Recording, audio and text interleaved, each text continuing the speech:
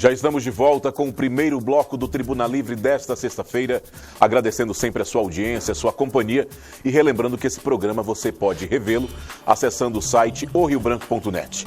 Conforme eu anunciei antes do intervalo, nossos convidados de hoje, José Adriano, presidente da Federação das Indústrias do Acre, e Assuero Veronês, presidente da Federação da Agricultura do Estado. Para os dois presidentes, há quem diga, e muitos afirmam, que o futuro do país depende de duas reformas que devem e precisam ser aprovadas. Reforma da Previdência e reforma tributária. Que avaliação que os senhores fazem?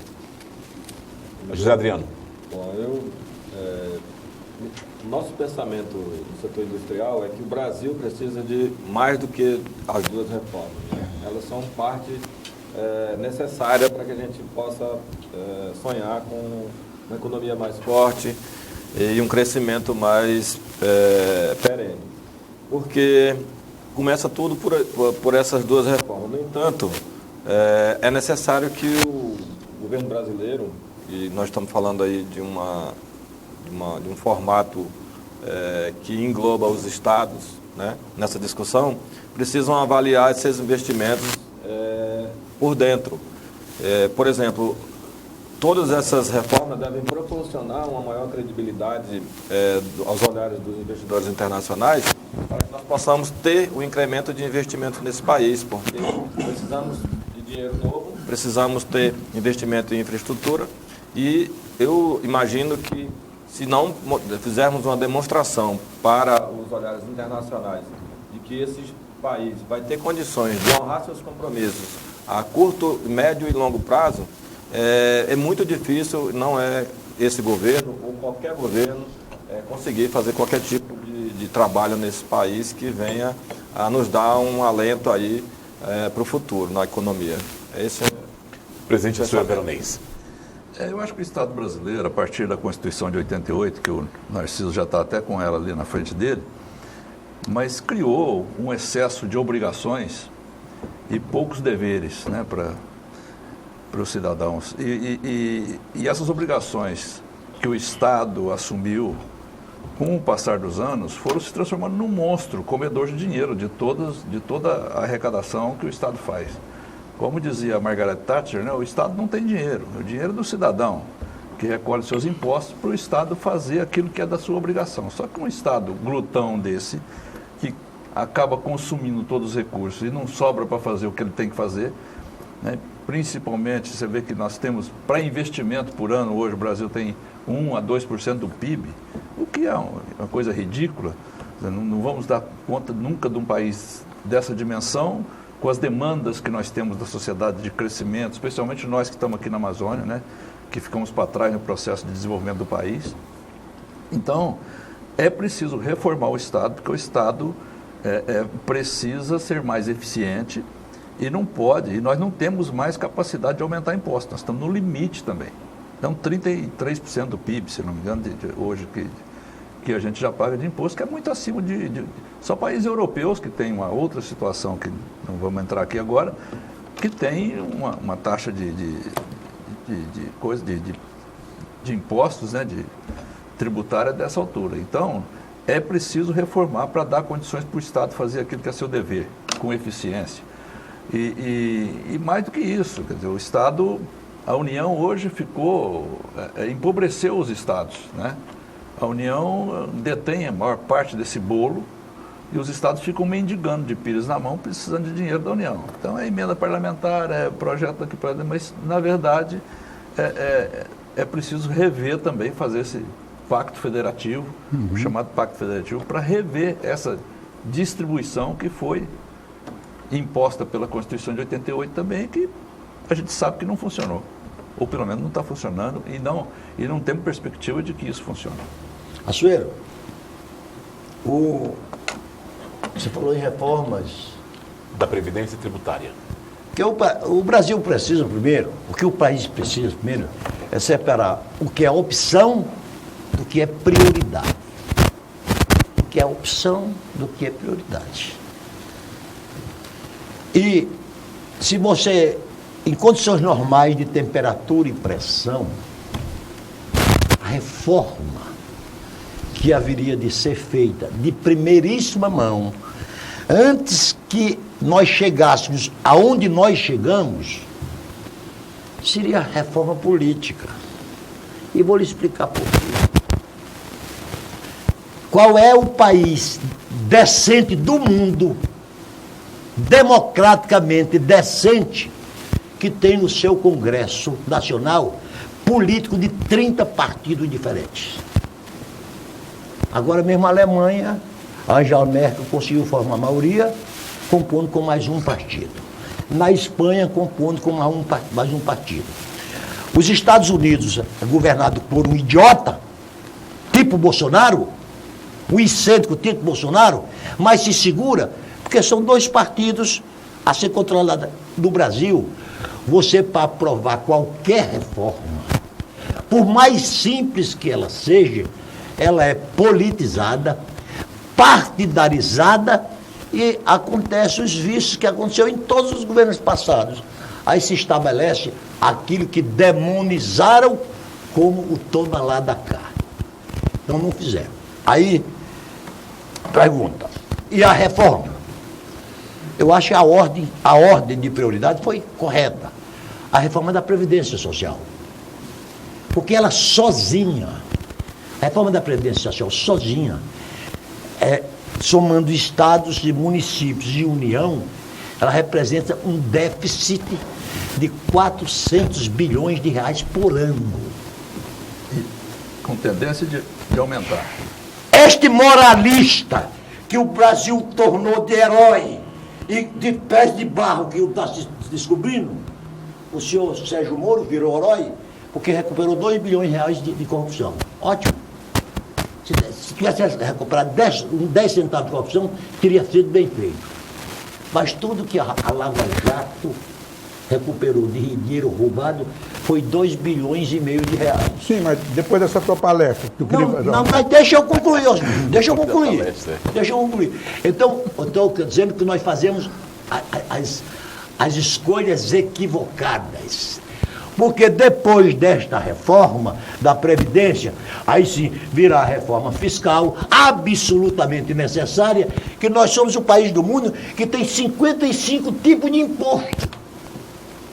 Depois da reforma da educação, que nós somos o país da OCDE do pior índice de educação, e a mesma coisa da saúde. Então, a minha opinião é essa, é que nós somos um país que insiste em fazer as coisas erradas. Mas nem sempre, Narciso, veja bem, o que você Eu não falou, entendi. você separou... Se nós estamos fazendo a reforma, de onde a sua palestra, volto a dizer, nós estamos fazendo a reforma, estamos iniciando, a reforma da Previdência. Já tem a reforma tributária já iniciada. O Congresso Nacional já pensa no Pacto Federativo. Como é que nós só fazemos as coisas erradas? Só isso já é o governo inovador, porque os outros não deram conta de fazer. Você falou entre opção e prioridade, na verdade, você deixa de ter a opção para fazer o que é prioritário. Eu também acho que a reforma política era necessária. Também acho. Mas as coisas caminham dentro do Congresso para determinadas situações que você... Essa imposição do que é prioritário nem sempre é viável. Então, mas olha só, aqui mesmo na mesa a gente já está politizando e distorcendo um pouco. Você imagina no meio de 500... Imagina no meio de 513 parlamentares, mais 81 senadores. Eu só acho que é importante a gente frisar que o Brasil precisa, independente de qual seja o governo, e não tem mais como adiar. E hoje o que a gente vê é uma postura, de certa forma, diferente, e isso facilita para que a gente tenha um pouco mais de possibilidade de que essas reformas saiam do papel. No entanto, o da Previdência já deu um bom exemplo do que é uma dificuldade de aprovar uma reforma como essa. E eu vou citar um exemplo. Nós estamos acompanhando as 2 reformas que são prioridades para a gente, que é essa da Previdência e a tributária, e eu posso dizer que existe uma diferença gritante na aprovação dessas duas reformas. E vou dizer por quê. A da Previdência, ele é um tema que a sociedade se impõe e a sociedade interage. A sociedade como um todo. A tributária, ela tem um viés que vai estar sendo colocado como sendo prioridade para empresário. Essa é a maior dificuldade que nós vamos enfrentar na tributária. Eu não acredito que ela tramite com a mesma... Mas, permita-me, só um ligeiro. Claro. A tributária beneficia o cidadão também. Mas não consegue, né, o Com a Congresso... diminuição de impostos. Pois é, nós sabemos disso, mas a população, aqueles mais humildes, mais desinformados, não vão conseguir assimilar dessa forma. A Previdência mexe com todo mundo, mexe com todos os níveis sociais, todas as classes sociais. Agora, a tributária, ela vai se empatinar e é possível que, se nós não ficarmos atentos nesse debate, o Congresso vai fazer micro-reforma dizendo que é uma reforma tributária. Como foi o caso da reforma trabalhista com o Temer, que ela começou com uma vontade e uma necessidade que existia, mas ela começou a ser desgastada pelos debates. Então, para mim, é essencial essas duas, como eu falei aqui no início, mas eu vejo essa dificuldade. Agora, se isso não acontecer, nós tivemos uma dificuldade do ponto de vista da vaidade do Congresso em relação ao, digamos assim, ao poder de protagonismo do Planalto. Isso nos preocupa. Antes de passar para o Açoeiro, eu faria uma observação no que o Narciso colocou. Primeiro, eu concordo que a grande reforma é a reforma política, sim. Mas a culpa não foi do Congresso, você sabe, Narciso, não foi do Congresso Nacional. O Congresso Nacional aprovou a cláusula de barreira com 5% naquela época, e o Supremo, nesse ativismo exagerado do Supremo... Com um Supremo de melhor qualidade do que é hoje... Sim, mas fazendo um ativismo ainda, ele é quem derrotou por uma questão meramente técnica, derrubou a aprovação do Congresso dos 5%. E criamos esse monstrengo que está aí, de partidário, né? Estamos cheios de monstrengo, né? De novo, só fazer essa observação. De novo, seus meus, eu digo que quando a gente traz um tema tão essencial para o debate, a gente acaba dando um passo atrás por uma questão realmente de fazer discursos que muitas vezes a gente olhou para o histórico do passado. Isso que o senhor está citando é verdade. O judiciário, ele fez uma intervenção nos poderes, sobretudo no legislativo, que acarretou esse tipo de problema. Isso. Porque eu concordo com o senhor. O que saiu do Congresso lá era o que a gente deveria estar trabalhando hoje em termos de reforma política. E eu não vejo condições, mesmo com toda a situação que a gente enfrenta hoje, de passar mais do que 2 reformas, porque o ano que vem é um ano político. Exato. E aí pode esquecer. A nossa preocupação é em cima exatamente do tempo que a gente está perdendo na reforma da Previdência e o que se vai se perder em termos de discussão na reforma tributária. Açoeiro, o artigo 2º dessa coisa que nós chamamos de Constituição, que eu costumo denominar de carta de boas intenções e com graves equívocos, ela diz que 3 são os poderes da nossa República. O Legislativo... Não é equívoco que cometeu nesse sentido também, não? Não. Não, estou perguntando só. O Legislativo... Você encontra equívoco de toda o Executivo e o Judiciário. Numa das coisas que ela fez certo foi botar nesta ordem a natureza do poder. O poder que emana do povo é o poder legislativo. Claro. É o que determina. O poder legislativo é quem define quem são os ministros do Supremo Tribunal Federal, tem poder para destituir o Procurador-Geral da República, tem poderes para impeachment o Presidente da República. E no Brasil, essa anarquia política, a primeira coisa que fez foi demonizar o poder legislativo. Demonizar a ponto de nós termos hoje um poder legislativo que, comparado, as pesquisas demonstram que ele só compara em desprestígio com a prostituição. Isso é terrível.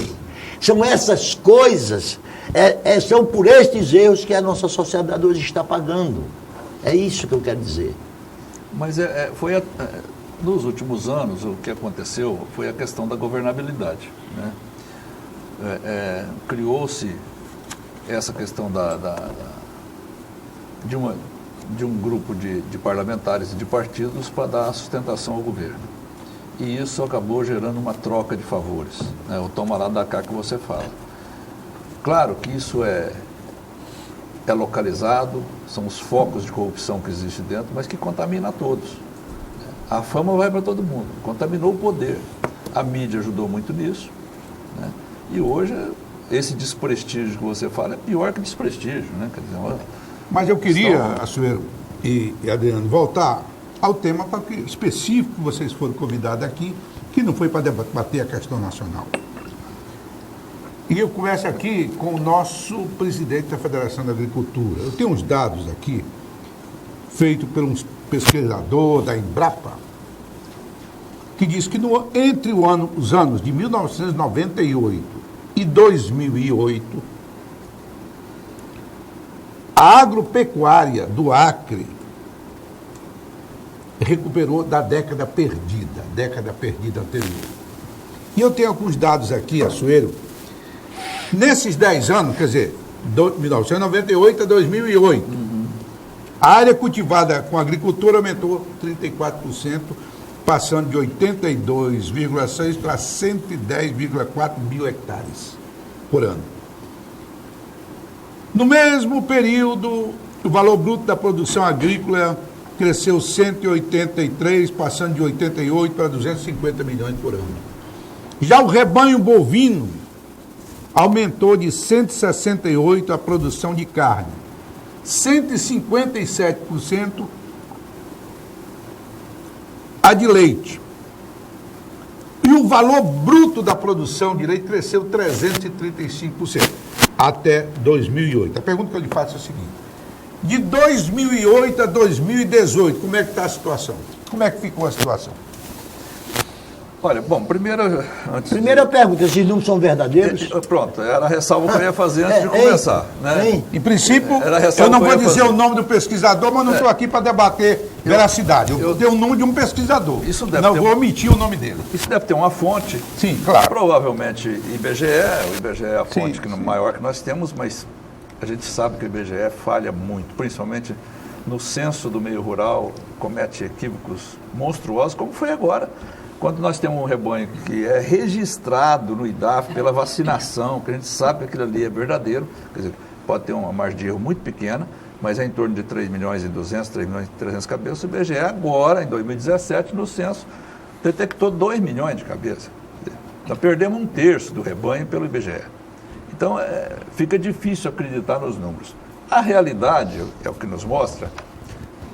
Eu não sei de onde está esses 100 e tantos mil hectares de agricultura, mas a nossa agricultura não cresceu nada, pelo contrário. E, inclusive, a dados agricultura do recentes, Acre já teve mais produção. Inclusive, dados recentes mostram que o desmatamento aumentou, mas não há produção. Você entendeu bem, eu coloquei até 2008, e são dados até 2008. O que eu perguntei, que se a partir de 2008, se houve crescimento ou diminuição desses dados. Não cresceu nada. Não cresceu nada. É isso que eu quero saber. Na parte agrícola, nós andamos para trás mesmo. Nós não produzimos hoje 100 mil toneladas de grãos. 100 mil toneladas. Isso é 0,001% da produção nacional. Então, é ridícula a produção. Agora, na pecuária, é claro, há um crescimento aquém daquilo que a gente esperava, mas é um crescimento vegetativo, ele avança por conta de tecnologias incorporadas, melhoramento de pastagens e tudo. O desmatamento, ele é ínfimo. Quando fala que aumentou 200% o desmatamento, aumentou 200% sobre quase zero, é quase zero.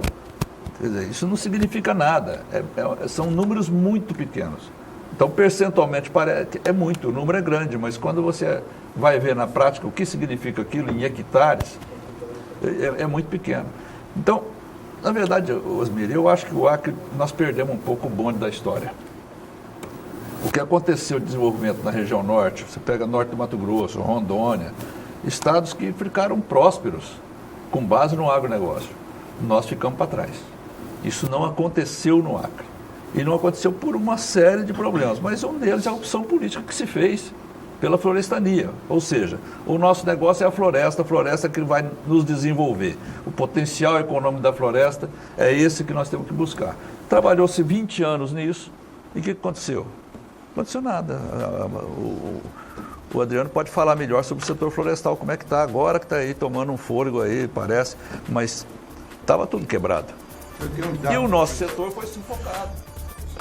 por uma política altamente restritiva, condenatória, punitiva da questão ambiental. E a perspectiva futura? Deixa para responder a perspectiva futura depois do intervalo. Nós vamos fazer um rápido intervalo comercial e já voltamos com o segundo bloco do Tribuna Livre. Não sai daí.